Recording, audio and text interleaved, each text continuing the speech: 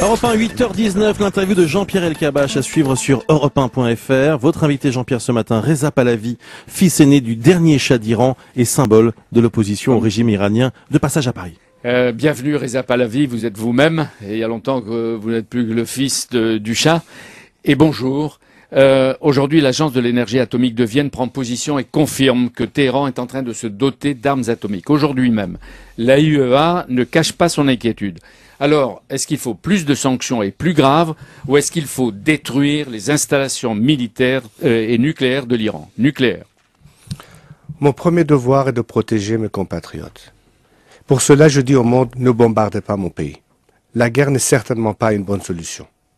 Par contre, ce qu'il faudrait faire, c'est augmenter la pression sur le régime de deux façons.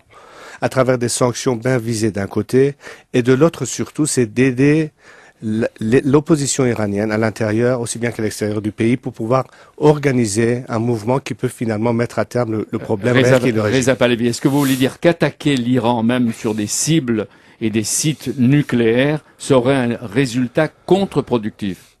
À mon avis, oui, puisque ça va engager un mouvement qui pourrait devenir très facilement incontrôlable dans toute cette région et qui va simplement augmenter le taux et le coût pour beaucoup, non seulement pour les Iraniens, mais aussi pour toute cette région. Vous voulez dire que ça n'affaiblirait pas le régime de l'Ayatollah Khamenei et d'Ahmadinejad? Pas nécessairement, mais par contre, ça leur donnerait carte blanche à ce moment-là pour pouvoir réagir d'une manière beaucoup plus dangereuse qu'elle l'a fait jusqu'à présent. Le Parlement européen est inquiet, il a dit hier, de la dégradation des droits de l'homme et de la femme en Iran. On réprime en silence. Est-ce que c'est vrai, Reza Non Pahlavi? seulement c'est vrai, mais je suis surtout content que enfin la communauté internationale commence à réagir sur la question des droits de l'homme, qui pour nous, Iraniens, est l'élément central et non pas un dossier nucléaire. Parce qu'après tout, si on arrive aux droits de l'homme et on arrive à la démocratie, le reste des problèmes sera réglé. Oui. La répression, est-ce qu'il est vrai qu'elle frappe sans distinction d'âge ou de situation et toutes les minorités ethniques? Est-ce qu'il est vrai que beaucoup, ceux qui peuvent le faire, choisissent l'exil ou la fuite vers le Kurdistan et puis après vers le retour éventuellement vers l'Europe? Malheureusement, dans les cas de régimes autant répressifs, souvent ce sont les minorités, les femmes, les jeunes, les minorités religieuses, ethniques, qui prennent le premier coup. Mais ce régime, d'une manière catégorique, tape sur la tête de n'importe quel Iranien.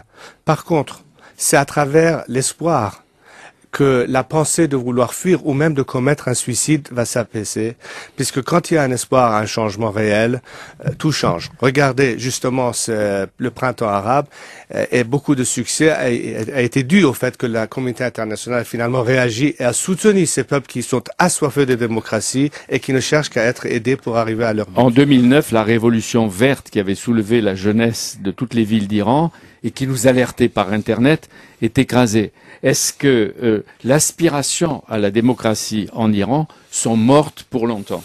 Non, pas du tout. Au contraire, je dois dire que le fait que le régime, bien sûr, a essayé d'écraser la dirigeance ne veut pas dire pour autant que le mouvement est mort. Pas du tout. Par contre, il essaie de se retrouver par d'autres moyens.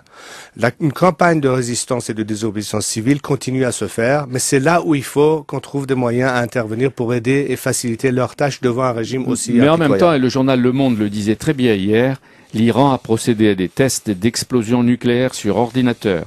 Il a expérimenté des détonateurs de haute précision. Il a travaillé à la conception d'une tête nucléaire qui puisse armer un missile balistique de moyenne portée. Et vous nous dites, pas de bombe, pas de missile. Sur ces sites, vous dites pas ça. Je dis encore une fois que la solution à amener un changement, c'est finalement à ce que ce régime disparaisse. C'est pas en tapant sur l'Iran, où vous allez renforcer forcément beaucoup, y compris moi-même, à une position de ne pas pouvoir accepter, que ce soit de principe, que notre pays soit attaqué. Ouais. Le problème, c'est le régime. C'est la politique de ce régime. C'est pas notre nation, c'est pas les Iraniens. Alors vous dites qu'il faut durcir les sanctions, que l'Occident durcisse les sanctions. Mais quel est l'objectif des sanctions? Parce que finalement, c'est négocier avec Ahmadinejad et renforcer son pouvoir. Très bonne question. Si l'intention des sanctions, c'est pouvoir amener encore une autre fois à table pour négocier avec ce régime, vous perdez votre temps. Ce régime a sa propre logique qui ne s'accorde pas avec la logique du monde libre. Ouais. Ils ont leur propre raison existentielle de pouvoir survivre. Alors quelles sanctions? Les sanctions bien visées, viser les sanctions plutôt diplomatiques, geler les avoirs des dirigeants de ce régime, ne leur accorder pas de visa aux grands dirigeants et leurs familles, plutôt de ce genre. D'ailleurs, je vous dis, ces propositions nous viennent des fonctionnaires et des diplomates de ce régime même qui nous proposent ces idées. Oui, et qu'aucun État n'achète du pétrole aux ayatollahs parce qu'il y a encore des États qui achètent du pétrole. Et en tout cas, la Turquie a stoppé ses recherches de pétrole en Iran. C'est une manière d'asphyxier peut-être les dirigeants de l'Iran. Toute la région, et on en parlait avec Bruce Toussaint tout à l'heure et Alexandre Adler, est en effervescence, pour pas dire au bord de la guerre. La Turquie, la Syrie. Est-ce qu'il y a un axe Damas-Téhéran? Oui, l'axe Damas-Téhéran a commencé dès le début.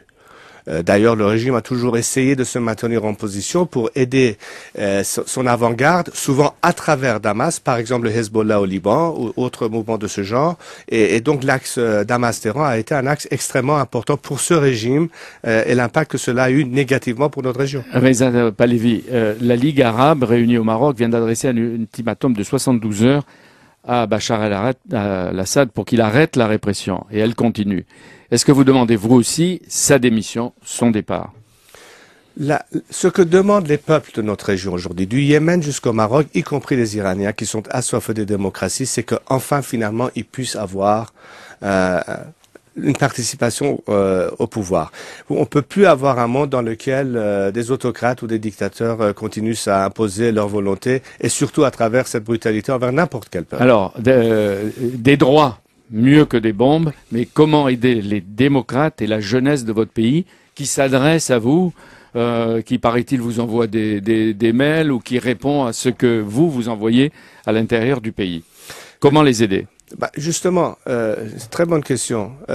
Depuis l'existence du régime islamique en Iran, combien de fois pourrait-on dire qu'un gouvernement étranger, au-delà d'un dialogue limité à ce régime et ses représentants, a eu un dialogue direct avec l'opposition démocratique iranienne? En 32 ans, ça n'a jamais été fait.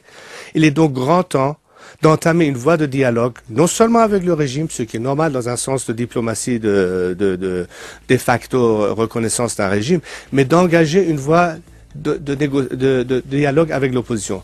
Pourquoi ceci est important? Non seulement parce que ça vous donne des réponses beaucoup plus concrètes, à savoir comment faire, mais qu'est-ce que vous allez faire? Ça donne de l'espoir. Vous êtes à Paris, qu'est-ce que vous allez faire? J'entends dire, je ne sais pas si c'est vrai, que vous allez lancer avec d'autres un appel au Conseil de sécurité des Nations Unies, aux chefs d'État et de gouvernement de l'Europe, en faveur de l'Iran, de l'opposition iranienne, et en même temps qu'on n'oublie pas l'Iran quand on parle de la Libye, de la Syrie et de cette région.